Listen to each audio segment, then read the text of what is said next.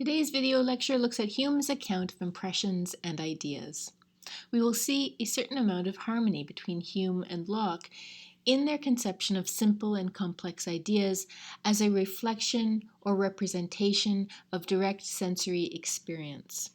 We'll also see, though, that Hume's theory corrects certain problems in Locke and also directly challenges some of Descartes' thinking on the role of imagination and reason in perception.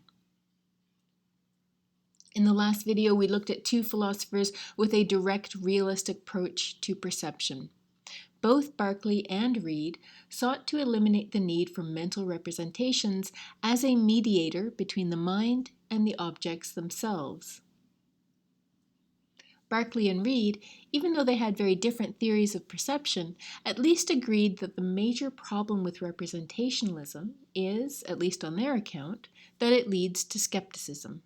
We'll see, by the way, when we get to Kant, that there is another option for why sensation-based theories keep landing on skepticism.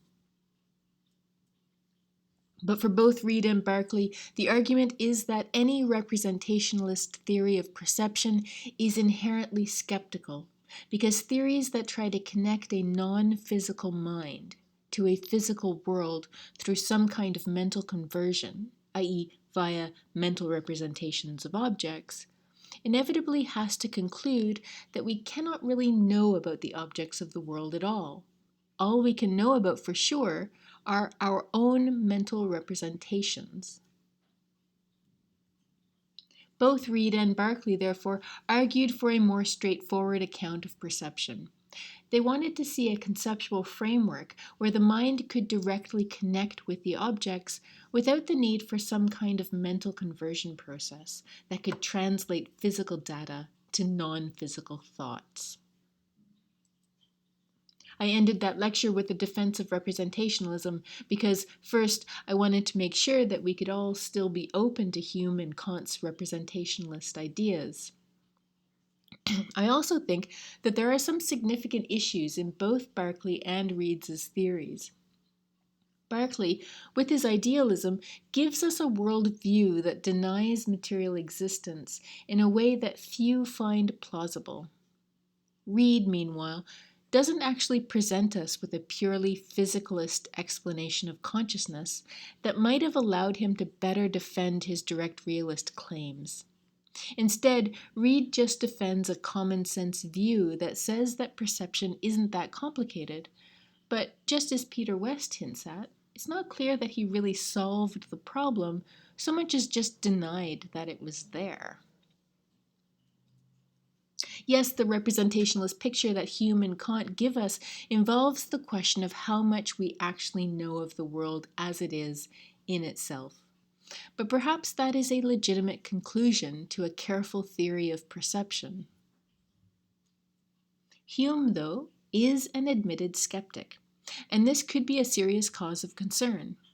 We'll see that Kant, who was very impressed with Hume's arguments, didn't like the conclusions they led to specifically because of their inherent skepticism.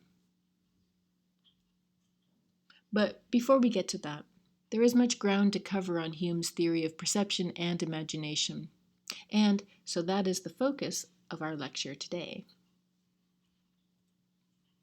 Hume's theory of perception is a lot like Locke's, but what is especially interesting for us, and our course's theme, is that he spends a lot more time fleshing out the specific role of the imagination in perception as a key ingredient in allowing us to make sense of the raw sense data that we receive from the world of objects. The first important point to keep in mind as we learn about Hume's theory of perception is that, like Locke, Hume is an empiricist. That means that he thinks that all our knowledge is derived in its first instance from some kind of sensory experience. Like Locke, he sees two and only two sources for our knowledge. One is sensation, which puts us in touch with external objects via physical sensations, i.e., from sight, sound, taste, touch, and smell. And the other is reflection, which comes from awareness of inner sensations and feelings. And just like Locke, he emphasizes that both of these are derived exclusively from experience. We need an experience of our inner feelings and emotions in order to have an idea of those feelings and emotions, just as much as we need to have a sensory experience of colors to have an idea of those colors. So here's another way that he agrees with Locke. He thinks that the direct object of our thoughts is ideas. Our ideas of external things are derived from sensory experience, and so they are directly connected to those objects. But the direct object of our thought, strictly speaking, is the idea or mental representation that is held in our mind as a result of coming in sensory contact with an object. So our ideas are immediately derived from direct sensory experience. And in that sense, Hume is an indirect realist about perception. So Hume's ideas here are not different really from Locke's. But because he's writing after the criticisms of Berkeley, but not Reid, among others who questioned Locke's veil of ideas conception of perception, Hume is much more careful to avoid language that might suggest that ideas are somehow a barrier to perception. So this is how Hume frames his conception of how we get from raw sense data to thoughts via ideas. He argues that through our senses, we directly experience impressions from objects. And our ideas, our simple ideas that is, are direct copies of those sensory impressions. This is how he opens the Treatise on Human Nature. It is literally point 1. He writes, "All the perceptions of the human mind resolve themselves into two distinct kinds, which I shall call impressions and ideas." A quick note on the citation style here for Hume. That list of ones indicates that the citation comes from Book 1, Part 1, Section 1, and then, after the colon, Subsection 1. You'll see this citation style throughout the presentation. If you're writing your paper on Hume, you can also use the same style in citing your paper, in citing the text, instead of using the page numbers. So Hume goes on. "The difference betwixt these consists in the degree of force and liveliness with which they strike upon the mind and make their way into our thought or consciousness. Those perceptions which enter with most force and violence we may name impressions, and under this name I comprehend all our sensations, passions, and emotions as they first make their appearance in the soul." By soul there he means mind. So, as noted above, impressions is the word Hume uses to designate the immediate experience of either external objects or of internal feelings. Impressions have what he calls force and vivacity because they are a direct encounter with an object or feeling. In other words, the direct sensation of objects is always going to be a stronger experience than a thought about a sensation.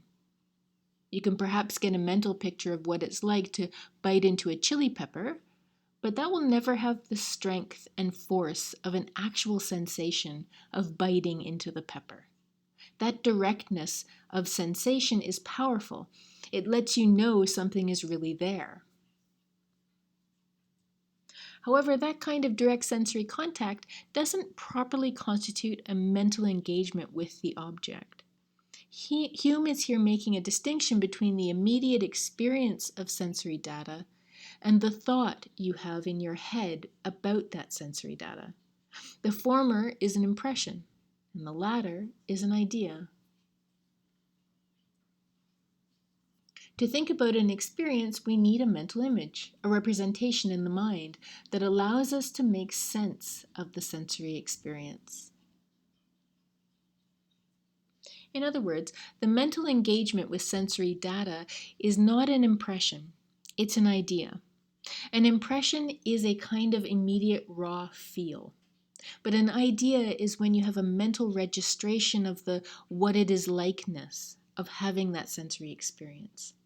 When you're able to formulate a thought like, this chili pepper is hot, that is a thought, an idea, that comes directly from the physical sensory impression of the chili pepper in your mouth. Here's Hume explaining this.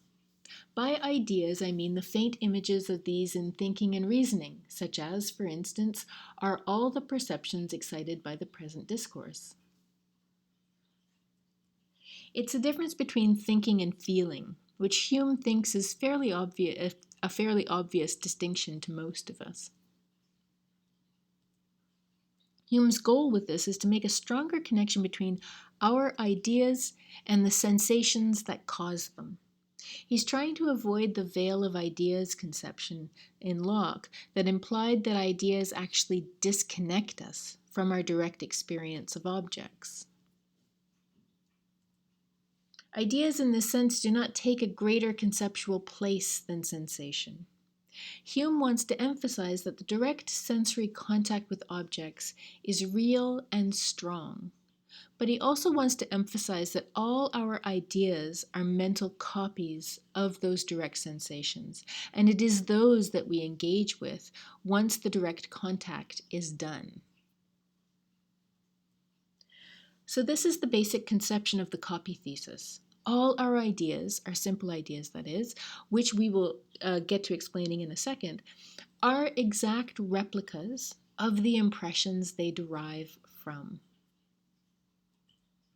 And so, with perhaps one exception that I'll explain shortly, he thinks that there is no such thing as a simple idea that is not derived from an impression. He writes, now, since all ideas are derived from impressions and are nothing but copies and representations of them, whatever is true of the one must be acknowledged concerning the other. Impressions and ideas differ only in their strength and vivacity. In other words, impressions and ideas are to be understood as being the same basic thing. The only difference between them is their strength and vivacity. Now, it's important to recognize that the copy thesis applies to simple ideas only. Both Locke and Hume have the same basic conception on this. Ideas are either simple or complex. And the definition of those terms is effectively the same between Locke and Hume. Simple ideas reflect the most basic sensory inputs, i.e., of color, taste, smell, sound, and touch. We're talking about things like the color blue, or the sound of the key of A minor, or the taste of a hot chili pepper, or the smell of a rose. And for clarification, Hume adds that simple ideas are so basic that they can't be broken down any further, meaning that you can't break down the idea of color or the taste of sweetness any further. Now, we know that color can be broken down into refraction of light, and sweetness can be broken down to its chemical compounds. But notice that these are not the experiences we have of these things. Hume is not talking about the chemical or molecular composition of things here. He's talking about how we experience them. And in this sense, the color blue might be designated as a particular hue of the color blue or shade, but you don't say that the hue is a part of the color. The hue or the shade just is the color. Likewise, you can't break down sweetness any further as far as your sensory experience goes. Something can be more or less sweet, but sweet doesn't get broken down into something like square and sweet. Sweet is as fine grain as you get if you're trying to describe a sensation of taste. Here's Hume. Simple perceptions or impressions and ideas are such as admit of no distinction nor separation. The complex are the contrary to these and may be distinguished into parts. So this just makes that same point. You can distinguish the red of the apple from the shine, but you can't distinguish the shade of the red from the apple's redness. Hume writes, though a particular color, taste, and smell are qualities all united together in this apple, 'tis easy to perceive they are not the same, but are at least distinguishable from each other.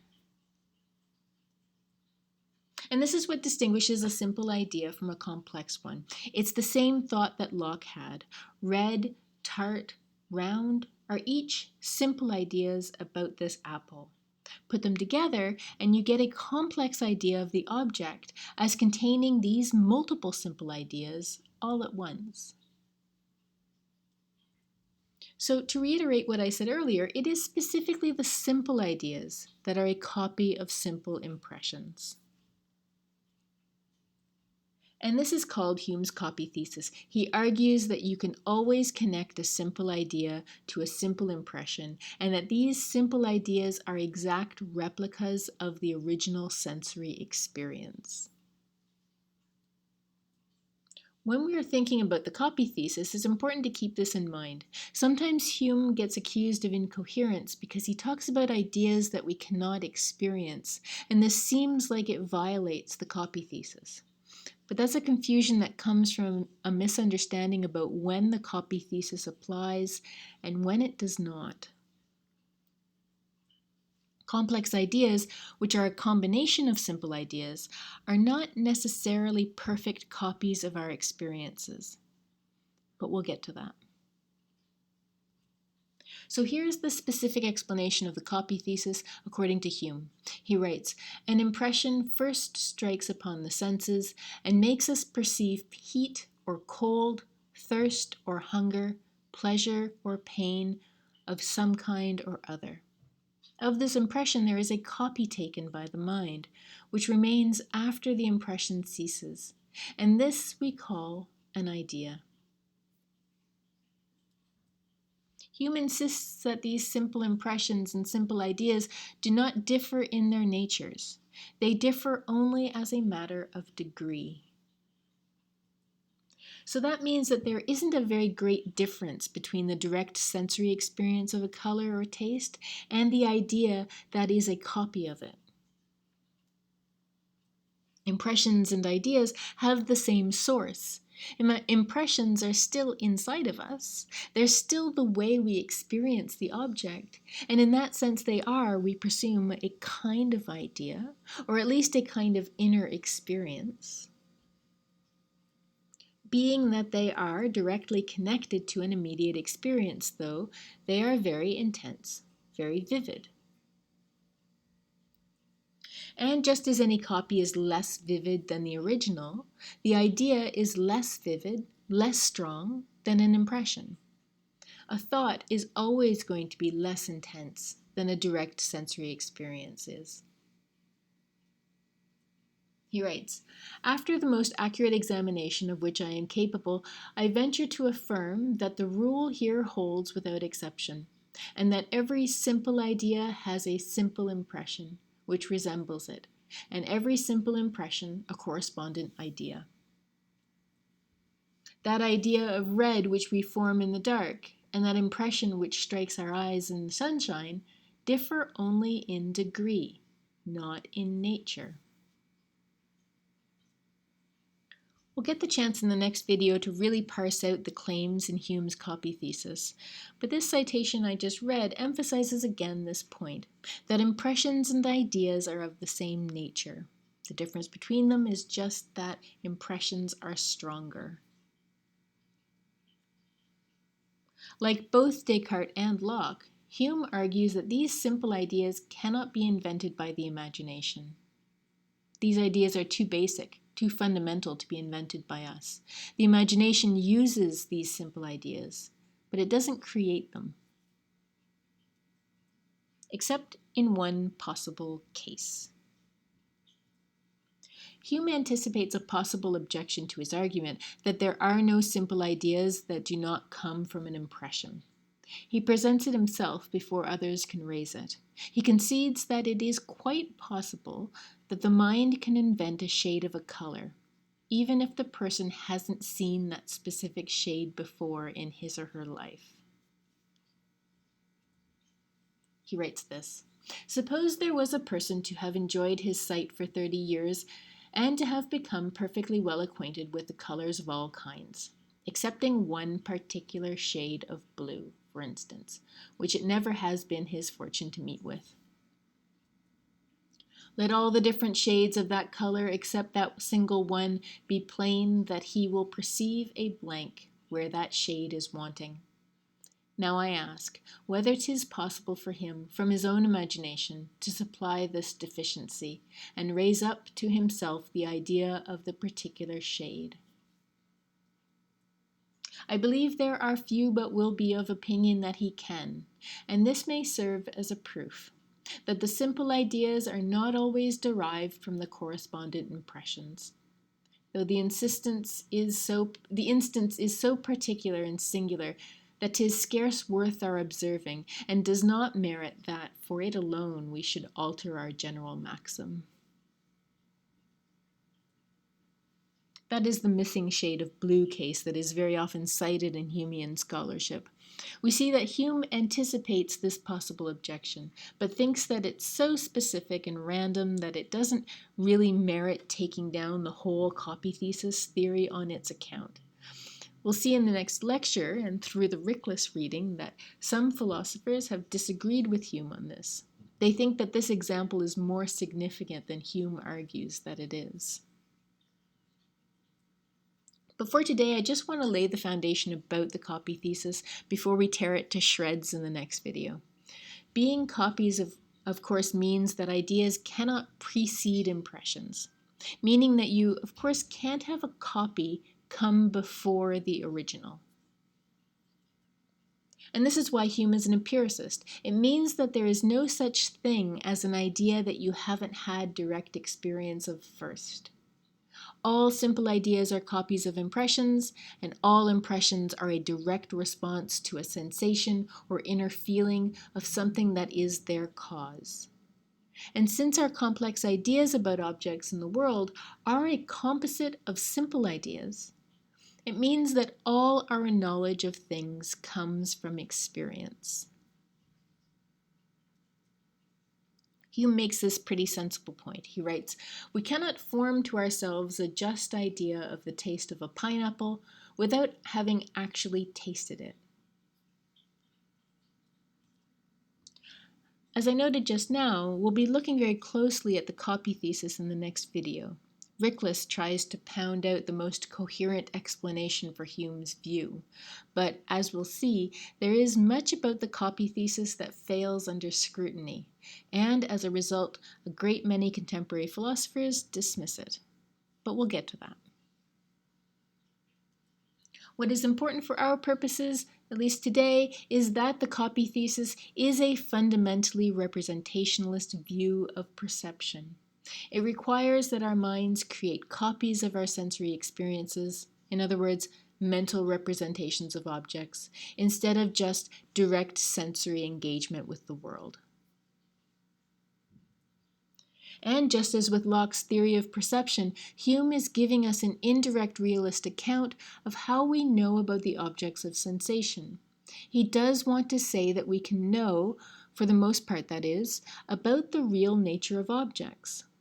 We just know about them indirectly, via our ideas about them. That was an account of our knowledge of simple ideas. Complex ideas, though, are more complicated. Hume's explanation of how we conceive of complex ideas requires the active involvement of the imagination and memory. Earlier I mentioned, perhaps a bit cryptically, that the copy thesis applies to simple ideas and not necessarily to complex ideas. We're going to see with complex ideas that Hume thinks that the mind does make a certain kind of leap. It takes an inductive step at a crucial point in the transition from simple to complex ideas that accounts for his skepticism about both sensation and reason. But backing up a tiny bit first, we know that it is the simple ideas that Hume tells us resemble the immediate sensory impressions. And the existence of a cause of an impression has an immediate sort of influence on the corresponding simple idea. He explains it like this: I first make myself certain, by a new review, of what I have already asserted, that every simple impression is attended with a corresponding idea, and every simple idea with a correspondent impression. From this constant conjunction of resembling perceptions, I immediately conclude that there is a great connection betwixt our correspondent impressions and ideas, and that the existence of the one has a considerable influence upon the other. So we can create new ideas based on the simple ideas that come from simple impressions. The simple ideas that come from simple impressions are just the building blocks of our perceptual experience. It's not the idea of an apple that has a strong resemblance to the thing in itself, not necessarily anyway. What has a strong resemblance is the color red, the waxy feeling of the skin, the round shape, the tart or sweet taste. Here's Hume.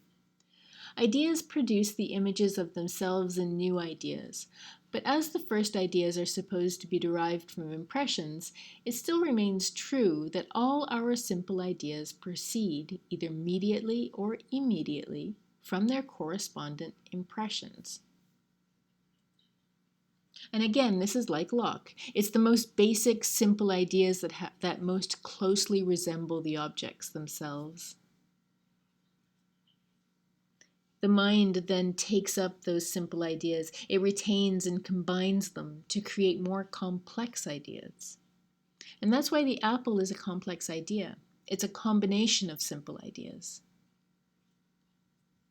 But what is the process by which we make this move? How do we connect up these simple ideas into complex ones? Hume says that memory and imagination are the two faculties that are essential for this. Without these two mental processes, there would be no perception at all. We'd have no way to make sense of all these simple impressions that we are confronted with in nature. He writes, we find by experience that when any impression has been present with the mind, it again makes its appearance there as an idea, and this it may do after two different ways. Either when its new appearance it retains in a considerable degree of its first vivacity, and is somewhat intermediate betwixt an impression and an idea, or when it loses that vivacity, and is a perfect idea. The first of those ways of taking up ideas was memory, and the second was imagination. As for memory, the mind has to retain impressions in order for them to become ideas. Otherwise, we'd lose the impression as soon as it is no longer immediately affecting us. Now, this is memory at its most basic level. It retains the impressions in the mind so that it can become an idea. And that's why he describes memory as a mediator between an impression and an idea. He thinks that memories are very close to impressions.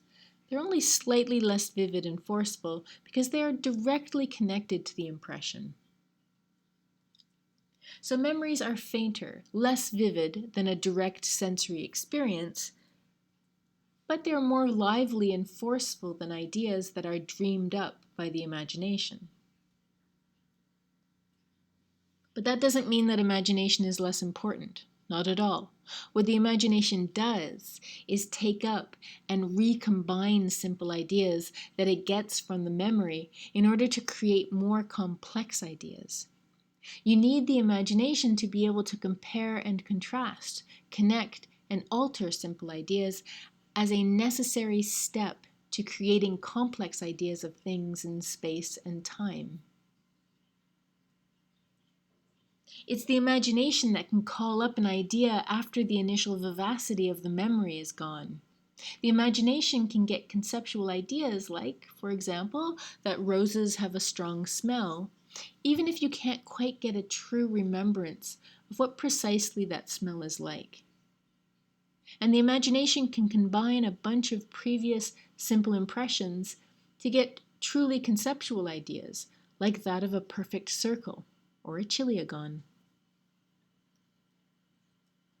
Hume calls these perfect ideas because they are now wholly ideas and are no longer reliant on the forceful or vivid memories of the sensory contact that they derive from. And this is why, for Hume, imagination plays such a crucial role in perception. As we'll see in a few minutes, many of the things that Descartes ascribed to the faculty of reason, Hume rather attributes to the imagination. Here's Hume again. The faculty by which we repeat our impressions in the first manner, as an intermediary between impression and idea, is called the memory, and the other, as pure idea, the imagination. Each of these two, memory and imagination, have their own strength and importance here. For memory, the strength is that it has more vivacity because it's so closely tied to the impression that it's derived from. The imagination, on the other hand, though it lacks that vivacity, can go off on ideas that are not well connected to reality. Nonetheless, the imagination has the advantage of being more free than memory is. Because imagination isn't so tied to mirroring the original impression, it has the flexibility to combine simple ideas and also fill in some gaps in a way that Hume thinks is essential for perception to be possible at all. So, of memory, Hume writes, when we remember any past event, the idea of it flows in upon the mind in a forceful manner, whereas in the imagination the perception is faint and languid, and cannot without difficulty be preserved by the mind, steady and uniform for any considerable time. But this doesn't mean that our memories are perfect. Hume writes, "'Tis evident that the memory preserves the original form in which its objects were presented, and that wherever we depart from it in recollecting a thing, it proceeds from some defect or imperfection in that faculty." Meaning that Hume doesn't want to be taken to be saying that just because memories are vivid, that it means that we never get it wrong. But he thinks that when we get a memory wrong, it comes down to some problem in the mental faculty itself. He means that the role of memory, in its ideal state, is that it is taking in and retaining impressions as they were received. He then explains the different roles of the memory and the imagination like this. The chief exercise of the memory is not to preserve simple ideas, but their order and position. The same evidence follows us in our second principle, of the liberty of the imagination to transpose and change its ideas. Now, in this section, Hume is jumping between the memory and imagination as kind of writ large, if you will, and writ small, on the other hand, and how it functions at its most basic and fundamental level. Meaning that he talks about memory at times in the context of remembering an event that happened to you yesterday, and at other times in the context of how it functions at an unconscious level when it connects an impression to an idea without you even realizing it. He does the same with the imagination, to the detriment, I think, of the section's clarity. For today, I just want to talk about that micro level, about the unconscious and fundamental role memory and imagination are playing in perception without you even noticing it. So, at what I'm calling the micro level, memory and imagination play a crucial role in connecting simple ideas to complex ones, and this is what I want to clarify for us by the end of this lecture. In particular, I'm interested in the role Hume assigns to the imagination in his theory of perception. I'll show you in a second that on Hume's account, the imagination is working hard at every step of our encounter with external objects. Without it, the world would make no sense to us whatsoever. He starts off section 4 of part 1 like this. As all simple ideas may be separated by the imagination and may be united again in what form it pleases, nothing would be more unaccountable than the operations of that faculty, were it not guided by some universal principles, which render it, in some measure, uniform with itself in all times and places. Were ideas entirely loose and unconnected, chance alone would join them, and 'tis impossible the same simple ideas should fall regularly into complex ones, as they commonly do, without some bond of union among them, some associating quality, by which one idea naturally introduces another. What does this mean? We must understand that simple impressions and simple ideas on Hume's conception are being registered simply, meaning that they are just immediate basic ideas. Essentially, they are individual sense data points. It takes mental activity to make something more of these than just individual flash images. The imagination can do two things. It can allow us to separate out conceptually all the various simple ideas in an object, and it can connect them together so that we recognize the simple ideas as composing a single cohesive thing. So we're able to recognize that the apple is red and round and sweet, and that those qualities can be found in other objects as well.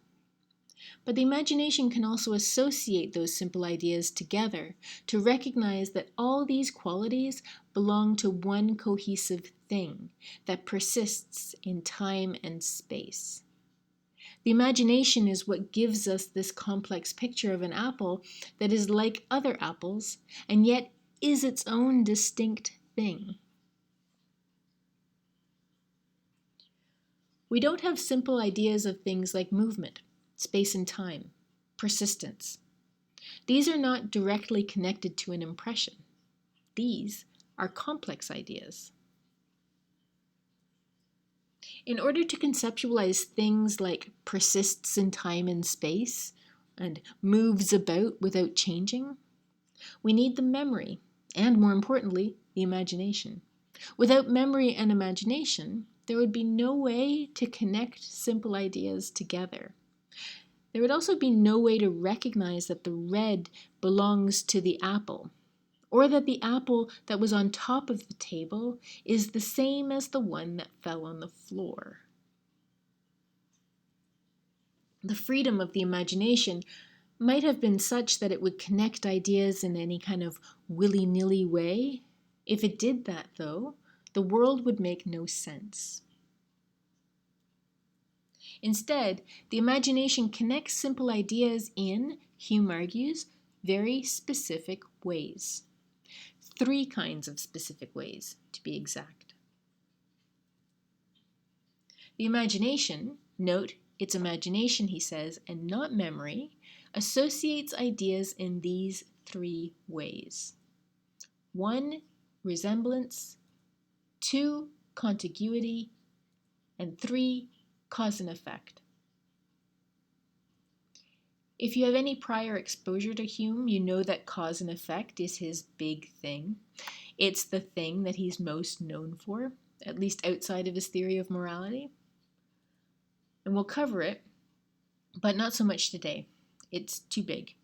We'll cover it when I explain Hume's skepticism about sensation and reason. We'll touch on it today, but only in the context of being part and parcel with the other 2 as well. So here's Hume. "'Tis plain that in the course of our thinking, and in the constant revolution of our ideas, our imagination runs easily from one idea to any other that resembles it. And this quality alone is to the fancy a sufficient bond and association." 'Tis likewise evident that as the senses, in changing their objects, are necessitated to change them regularly, and take them as they lie contiguous to each other, the imagination must by long custom acquire the same method of thinking, and run along the parts of space and time in conceiving its objects. What does this mean?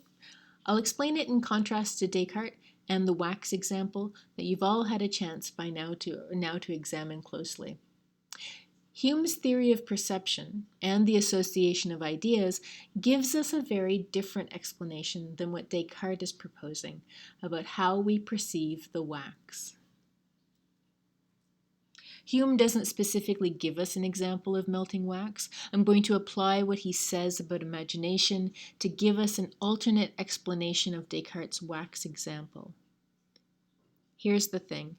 If Hume was talking about the wax example instead of Descartes, he would have concluded that it's imagination and not reason that allows us to know that the solid and the melted wax are the same fundamental object. Let's just remind ourselves, for comparison's sake, what Descartes said about that wax. Descartes wrote, "But even as I speak, I put the wax by the fire, and look, the residual taste is eliminated, the smell goes away, the color changes. But does the same wax remain? It must be admitted that it does. No one denies it. No one thinks otherwise. Is it what I picture in my imagination, that this piece of wax is capable of countless changes of this kind, yet I am unable to run through this immeasurable number of changes in my imagination? I must therefore admit that the nature of this piece of wax is in no way revealed by my imagination, but is perceived by the mind alone."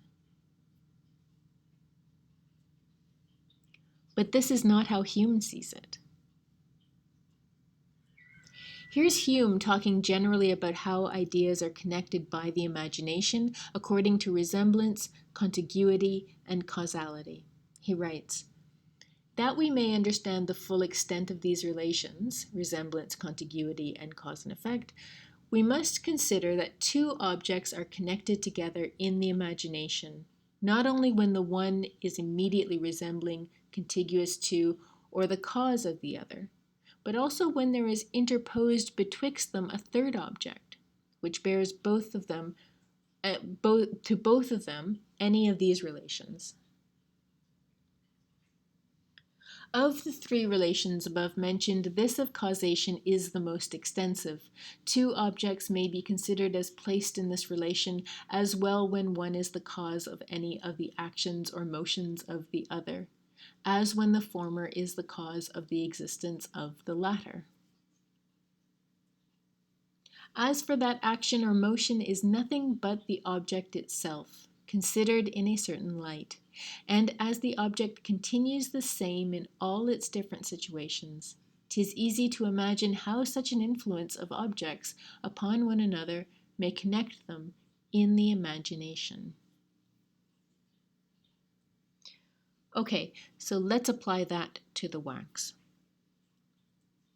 On Hume's account, what allows us to connect the solid to the melted wax is not reason, it's imagination. Why?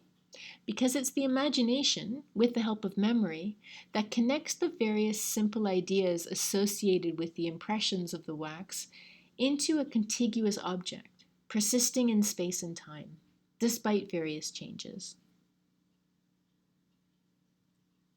The imagination recognizes, by custom or habit, that the simple ideas of the wax's color, shape, smell, texture go together in one single object.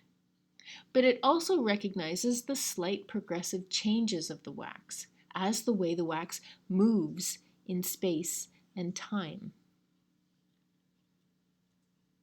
On Hume's account, the imagination is capable of filling in these minute gaps between the impressions coming from the wax to recognize by constant conjunction, i.e., from experience, that this one piece of wax, when exposed to fire, will gradually change its physical properties.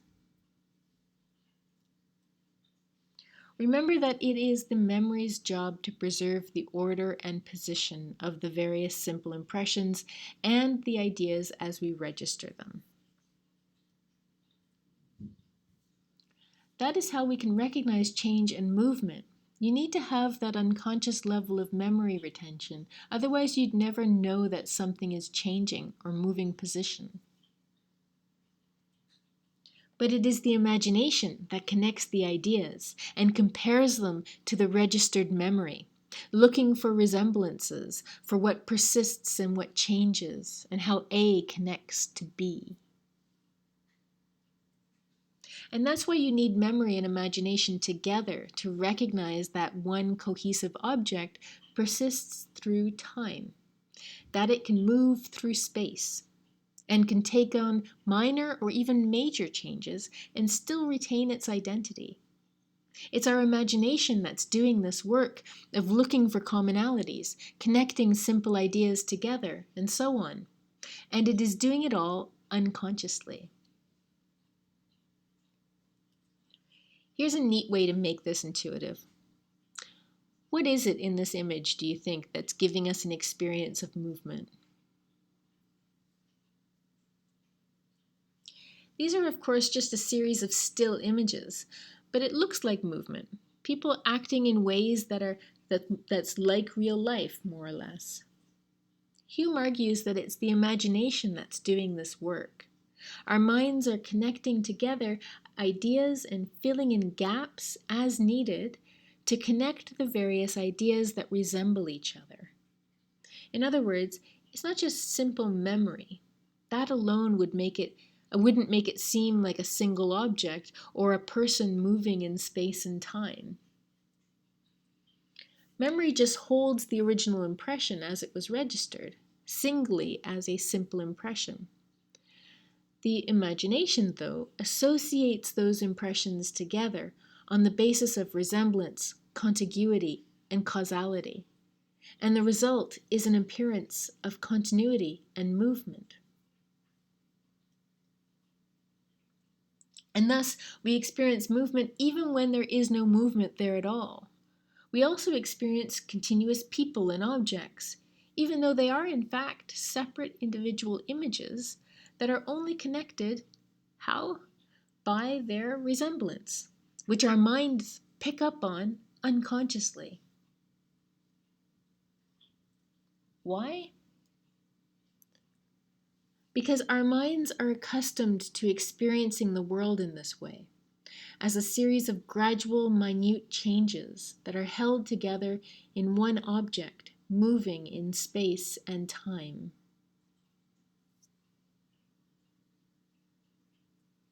Here's Hume. There are therefore the principles of union or cohesion among our simple ideas, and in the imagination supply the place of that inseparable connection by which they are united in our memory. And so it's this cooperative role between memory and imagination that allows us to associate ideas, and it is that gives us our mental images of complex ideas of objects. Objects like the wax that we recognize without difficulty persists even when all the sensory data points about it are changing.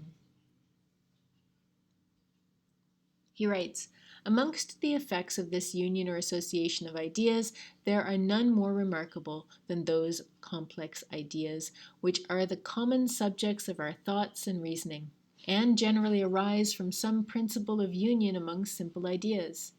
These complex ideas may be divided into relations, modes, and substances.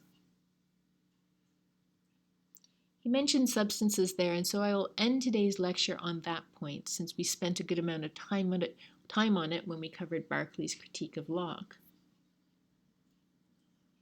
This is the part where Hume does not agree with Locke. In fact, he agrees at least in part with Berkeley. He doesn't deny material substance like Berkeley does, but he does think that the 17th century conception of substance, endorsed not just by Locke, but by Leibniz and scientists like Robert Boyle and so on, is just problematic. Hume uses his theory of how memory and imagination associate ideas to eliminate the need to talk about substances or substrata. He writes, "The idea of a substance as well as that of a mode is nothing but a collection of simple ideas that are united in the imagination and have a particular name assigned them, by which we are able to recall, either to ourselves or others, that collection."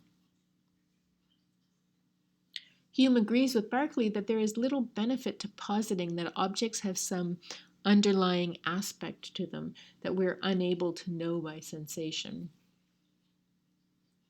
On Hume's account, our imagination's ability to associate ideas means we don't need to posit a substance to account for why all these various simple ideas are contained in one apparently cohesive object.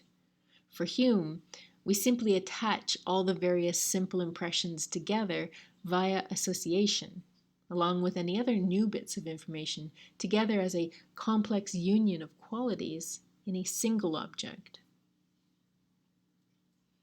Here's Hume explaining this.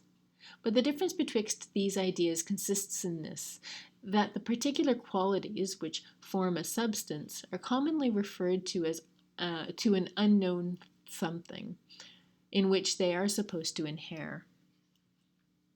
The effect of this is that whatever new simple quality we discover to have the same connection with the rest, we immediately comprehend it among them, even though it did not enter into the first conception of the substance.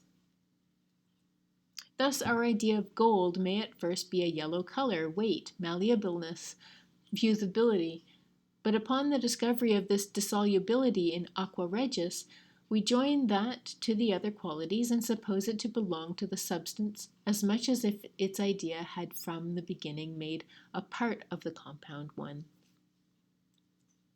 The principle of union being regarded as the chief part of the complex idea gives entrance to whatever quality afterwards occurs, and is equally comprehended by it, as are the others which first presented themselves. Hume concludes from this that we have no idea about substance apart from a collection of particular qualities. Hume is not interested in metaphysics and is explicitly uninterested in talking about the underlying causes of our impressions at a metaphysical level. So he neither endorses nor rejects the possibility that there is a material substratum to account for our experience of all those particular qualities. He just concludes that it isn't a useful thing to talk about. If we can't experience it, then it is purely speculative, and so doesn't belong in an empirical account of the human experience. End of story. There's another layer to Hume's agreement with Berkeley's rejection of material substance, at least the substance part of it. Remember that Berkeley said that Locke seems to be proposing that there is a kind of necessary or universal extension that has to account for the particular instance of extension in an object. Berkeley mentioned this in passing, at least in the three dialogues. It was just in passing. That this is a problematic move because it proposes an experience of universality which is impossible. Hume not only agrees with this, he makes it central to his theory of perception and causality. This comment of Berkeley's becomes a centrally important point, not just in Hume's theory, but Kant's reason to reject it. But that needs its own video. It is the basis for Hume's whole theory of causality, which, as I said earlier, is too big to fold into this discussion today. But I wanted to flag it here as a segue. All of what we just covered is a lead up to Hume's most significant conclusions about the role of sensation and reason as a foundation for knowledge. But let's stop here for today. The next video will not yet get into causality. Just like we did with Locke in his theory of ideas, we'll devote a video to explaining why contemporary philosophers have a problem with Hume's copy thesis. One of your final essay topic options will be on that question specifically. And so that is an important video for you to watch. There's another video that I'd like to recommend that isn't 100% tied to what we're talking about here, but I'm going to recommend it to you anyway. If we were in lecture, I'd show it in class. I found when I taught this course last summer, the students found it elucidating for making sense of some of these more technical points about theories of perception. It gives you a contemporary picture of how perception, memory, and imagination work together. And it's a fun video. It fills you in a bit on how present-day philosophers talk about these same kinds of issues in similar but also different kinds of ways. And it can give you a sense of where all this early modern talk about perception and imagination is ultimately going. So you'll see the link in the comments section below, and you'll also see the link on the Quercus site. It is from another PBS show, and it is asking specifically about what perception is. So that's our video for today, our introduction to Hume. There will be 2 more videos on Hume to come. I thank you everybody for watching, and see you next time.